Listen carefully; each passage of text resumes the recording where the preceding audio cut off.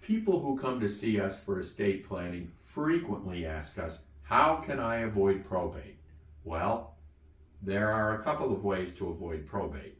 One is to use beneficiary designations. Okay, that requires you to have a payable on death or transfer on death designation to every asset that you own that has a title, because the only way a title can be transferred is without probate is if you have beneficiary designations. Okay, now let's say you have several children and you want equal shares of every asset to go to each child. That's going to require you to list the names of all of your children or other beneficiaries, whoever they happen to be, on all of those assets for things to work out the way you would like. Meanwhile, you've avoided many protections that you just can't build in to transfer on death or payable on death beneficiary designations. Like, what happens if one of those beneficiaries predeceases you?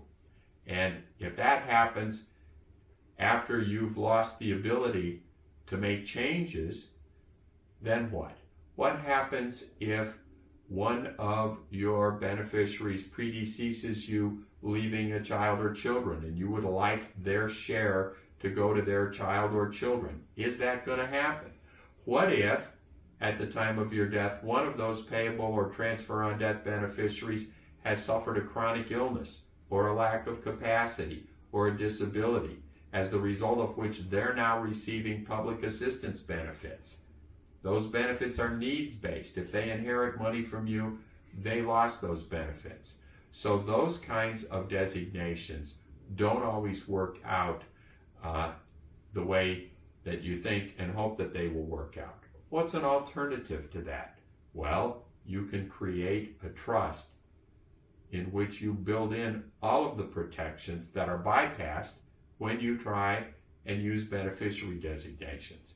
And another important consideration is your home.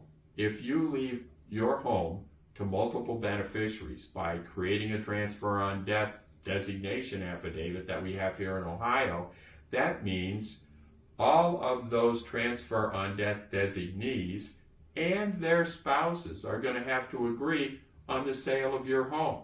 So how's that going to work out? Maybe it works out okay. Maybe it's chaos.